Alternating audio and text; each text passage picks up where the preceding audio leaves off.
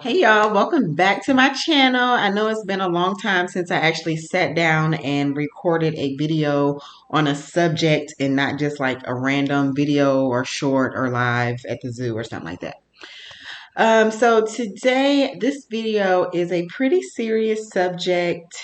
It is about febrile seizures. So my daughter did have a febrile seizure back in September.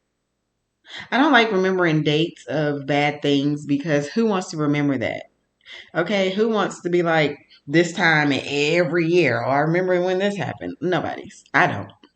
So it was a few months ago, and when it happened, I'm thinking like, what is going on?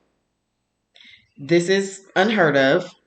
But when I got to the emergency room, and even when the paramedics arrived, what I realized or what was brought to my attention was that it is a common thing for children 5 and under.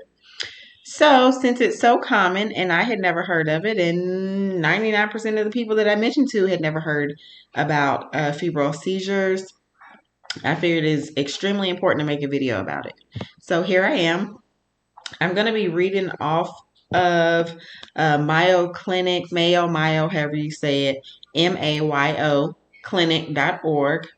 So I'm going to be reading what they have to say about febrile seizures. And as I read, I'm going to plug in my own experience. So, in overview, MayoClinic.org says a febrile seizure is a convulsion in a child that's caused by a fever, which is what onset my my daughter Elisia's seizure. The fever is often from an infection. Lily did not have an infection. Febrile seizures occur in young, healthy children who have normal development and haven't had any neurological symptoms before. It can be frightening when your child has a febrile seizure. Fortunately, febrile seizures are usually harmless, only last a few minutes, and typically don't indicate a serious health problem. You can help by keeping your child safe during a febrile seizure by offering comfort afterward. Call your doctor, have your child evaluated as soon as possible after a febrile seizure. Okay, so with my daughter, she had been seemingly fine. Mostly that day she was playing. The only thing different was she wasn't wanting to eat as much as usual, which is like because these kids be eat. But I didn't think too much of it. I don't know. I just felt like maybe she was just tired or something like that. So we were chilling, normal day, and I was looking up something on my phone. Big E was taking a nap or actually probably sleep for the night. I don't know. It was later in the evening, like around 10 o'clock or something like that at night. So I was doing something in my phone. Elisia and baby E were on the bed, and I heard a sound. And when I looked at Elisia is very silly. She has a huge personality. She's always like blinking and jerking and just doing silly things. So I thought she was just joking at first. So it was like and when I looked at her, she again, and I was about to say like, Lily, you're so silly or something like that. But then she just started like going in. And so her arms, sweet, precious little baby, little bitty thing, her arms was just like going like this.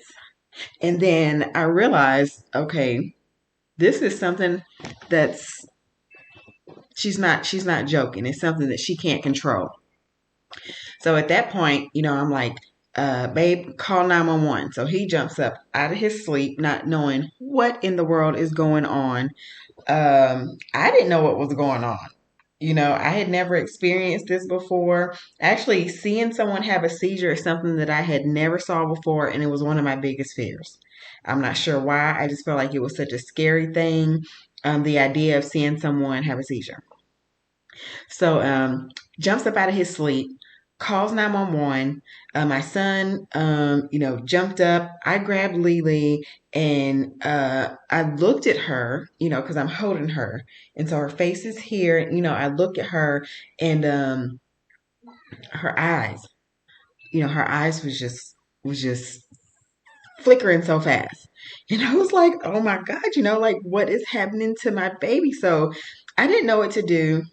Me, Baby E, Big E, we all ran out into the hallway. We are running down the halls, screaming like, help, help, help, help. And what I know of people in 2022, they don't want to help because they don't want to be in danger themselves. So at that point, I started screaming, help, my baby. So I figured if someone heard baby, then they would come and try to help. But no one did. So by the time we made it to the elevator, we got on the elevator, went down to the lobby floor. And when the elevator opened, a lady was standing there. And I was like, dude, do you know any medical or I don't even remember what I said. Something about, are you like a medical person or do you know something, like help my baby, basically. So she was just like, no, looking freaked out because my daughter, she at this point is choking because there is a foam or saliva, foam maybe coming out of her nose and her mouth at the same time, just kind of gushing out. So it's like she's like, in and out of it because she can't really breathe because she's choking. So the lady's freaked out. She's like, she doesn't know what to do. I guess by this time, maybe from the elevator to the front desk, 911 had gotten on the phone. So we're running down the hall. Big E gives the phone to the front desk lady. Her name was Trisha, or you can call her Trish.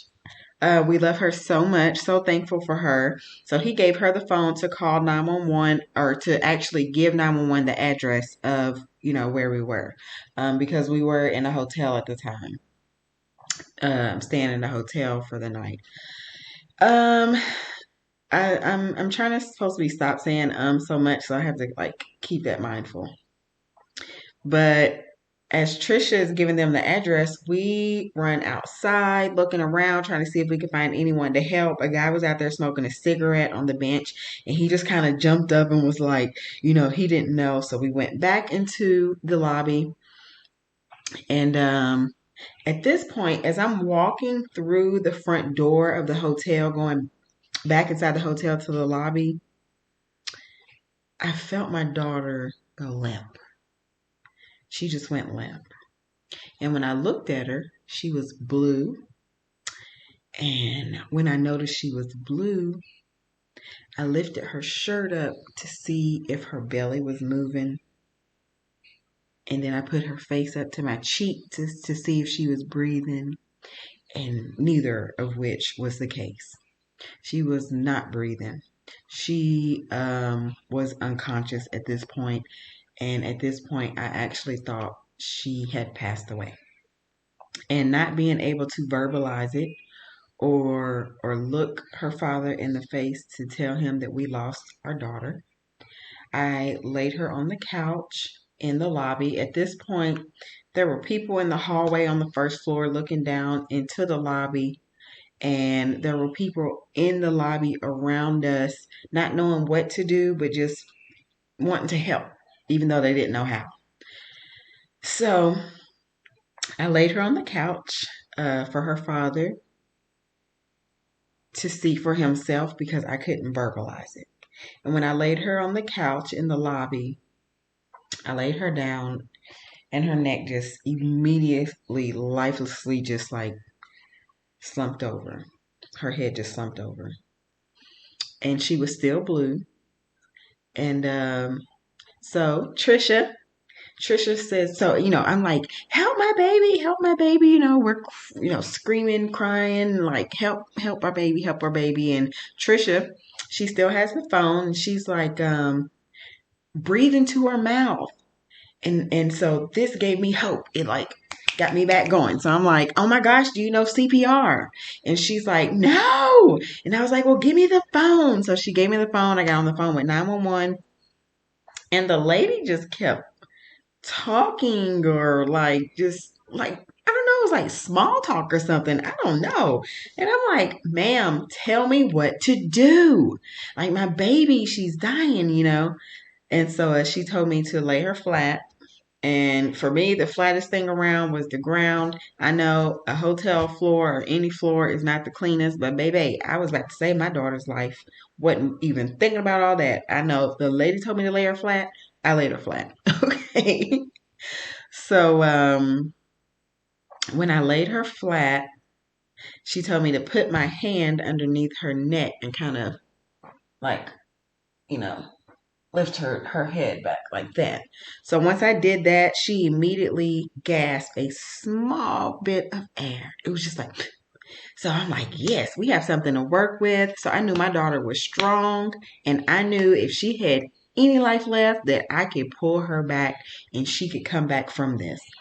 So shoot, the lady told me to begin CPR. She walked me through it. She counted with me 1, 2, 3, 4. 1, 2, 3, 4. Breathing, holding my mouth over her nose and mouth to push, I guess, the foam or whatever was coming up back down, I guess. Because I believe more toward the end of the CPR, I was just breathing in her mouth only. I'm pretty sure. Um, so I gave her CPR for several minutes until the paramedics came. And when the paramedics came, they picked her up and they were like, ma'am, look, look, look, I want you to see she's breathing. She's fine. She's okay. She's breathing. And then they were like, she's burning up. They was like, she's so hot. Must be a febrile seizure. So that's when I first knew what was going on. Now, let's see. Next, we're going to go over the symptoms of a febrile seizure. MayoClinic.org says usually a child having a febrile seizure shakes all over and loses consciousness.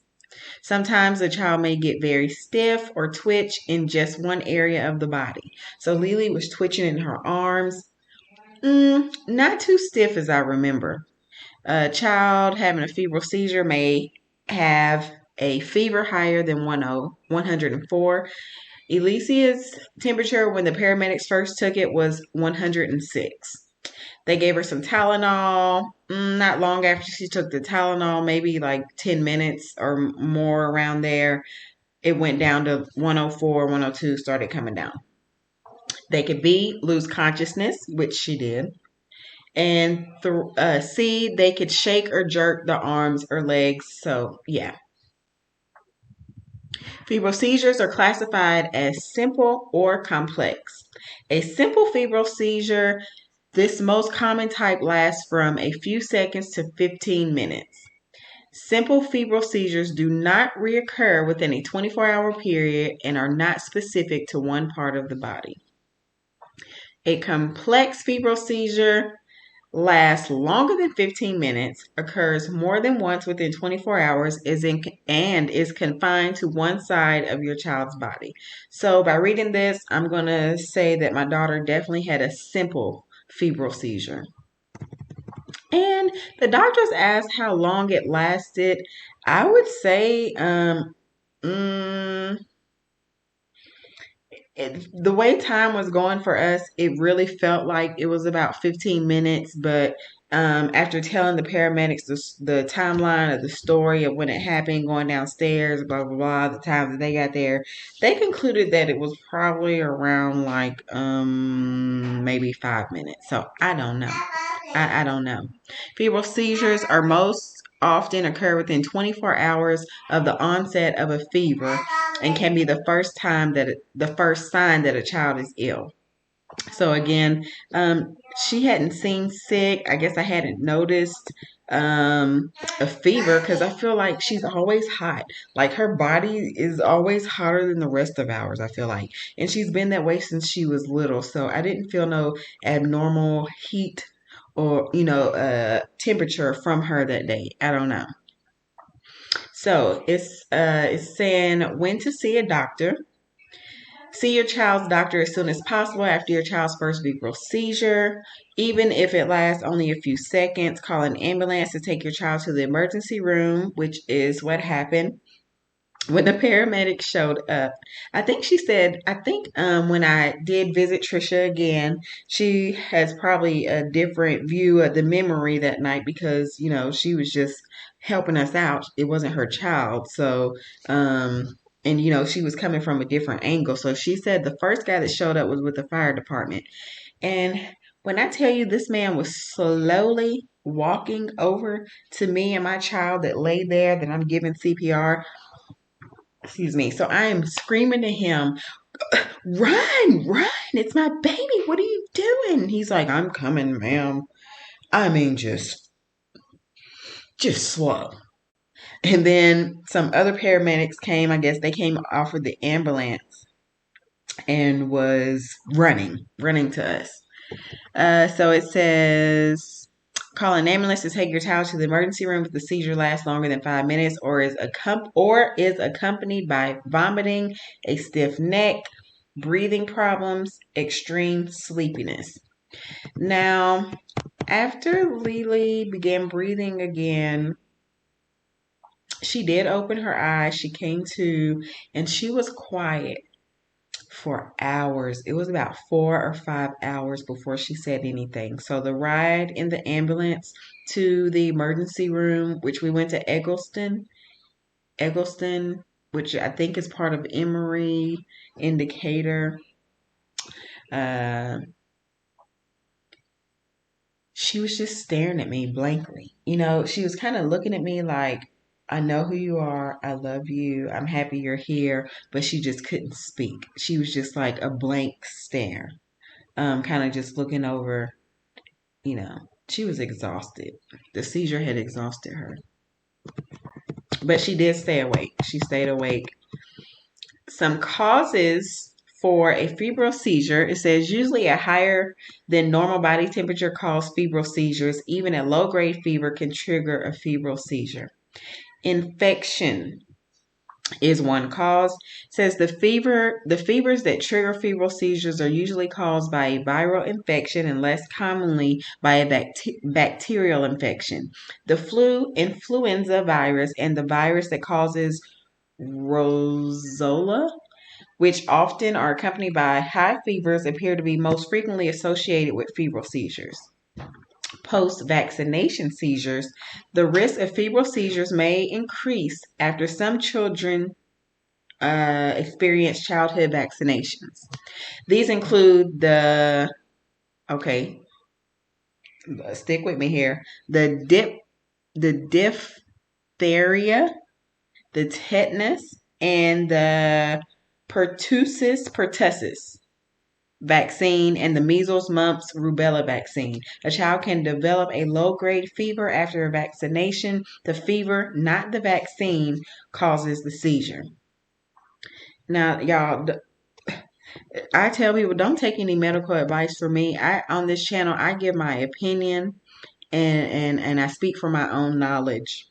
So I speak from my own mind, my own learning, and my own experiences, my own opinion. Nothing ever gets blamed on a vaccine.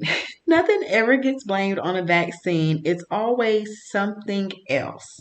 So it looks like in this case, they're just completely blaming the fever, not the vaccine, even though, as you probably saw in my previous videos, my son almost passed away directly after his 2-month shots. They love to just call it shots. They're vaccines. They're moving on. Let's stay on subject. I'll probably make another video about that eventually. So some risk factors that increase the risk of having a febrile seizure include young age.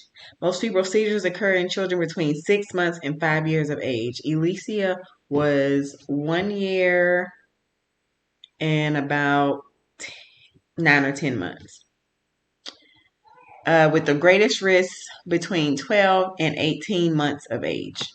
Family history. Some children inherit a family's tendency to have a seizure with a fever. Additionally, researchers have linked several genes to a susceptibility to febrile seizures. I do not know of any of my immediate family, like as far as my siblings, myself, my parents, grandparents, of ever having a seizure. I do have a cousin that I know of on my mom's side who had a seizure, febrile seizure, when he was a small baby, like 20 something years ago. And then also, more recently, I met up with a cousin on my father's side. Her daughter is about 9 or 10 months older than my baby, Elisia. And she said that her daughter had seizures. So I don't feel like it's something that she inherited. Recurrent febrile seizures. The most common complication is the possibility of more febrile seizures. It's terrifying. Like I said, she's silly, so she will look at me and be like, just joking, and or she'll like, making noises that sound exactly the same as when the seizure became onset. So we are constantly like, "Are you okay? Are you okay? Don't do that. Stop joking like that. You're freaking us out." Um, the most common complication is okay, so now we're doing recurrent febrile seizures. The most common complication is the possibility of more febrile seizures. The risk of reoccurrence is higher if your child's first seizure resulted from a low-grade fever, the febrile seizure was the first sign of illness, an immediate family member has a history of febrile seizures, your child was younger than 18 months at the time of the first febrile seizure. The doctors informed us that it is a possibility that it could happen again, but they said it's not likely at all. So we are understanding of the fact that it very much could happen again. Prevention. Most febrile seizures occur in the first few hours of a fever during the initial rise in body temperature. Giving your child medications. So the paramedic says that when his child has a fever, once it gets to like 101 degrees, he hits them with the Tylenol. He says anything under that, he just kind of lets it work itself off. But once it hits 101, he goes in with the Tylenol. So MayoClinic.org says giving your child, infants, or children's acetaminophen, Tylenol, others, or ibuprofen, ibuprofen, Advil, Motrin, others at the beginning of a fever may make your child more comfortable, but it won't prevent a seizure. Use caution when giving aspirin to children or teenagers. Though aspirin is approved for use in children older than age 3, children and teenagers recovering from chickenpox or flu-like symptoms should never take aspirin. This is because aspirin has been linked to Ray's syndrome, a rare but potentially life-threatening condition in such children. Prescription prevention medications. Rarely, prescription anticonvulsant medications are used to try to prevent febrile seizures. However, these medications can have serious side effects that may outweigh any possible benefit. So they telling you, but they ain't really telling you that you're wasting your time and your money and possible extreme side effects if you do give your children prescription anticonvulsant medications.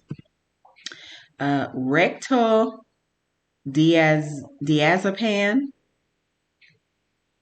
or nasal midazolam might be prescribed to be used as needed for children who are prone to long febrile seizures. These medications are typically used to treat seizures that last longer than 5 minutes, or if the child has more than one seizure within 24 hours. They are not typically used to prevent febrile seizures. My daughter had tests ran, so that's all Mayo Clinic has to say about febrile seizures. My daughter had tests ran. She had blood work and culture culture tests, or I think it's called. So came back nothing. They didn't find any bacterial infection, any viral infection. It did not do any damage to any parts of her brain, her heart, anything like that. So we actually, I think we are blessed. It was an extremely fearful situation. So thanks for watching today. If you have experienced your child having febrile seizures, please leave comments down below of your experience. If you want to message me for a more intimate conversation about it, please, I would love that. But leave some comments down below to tell me your experiences, and please like, comment, and subscribe. Until the next video.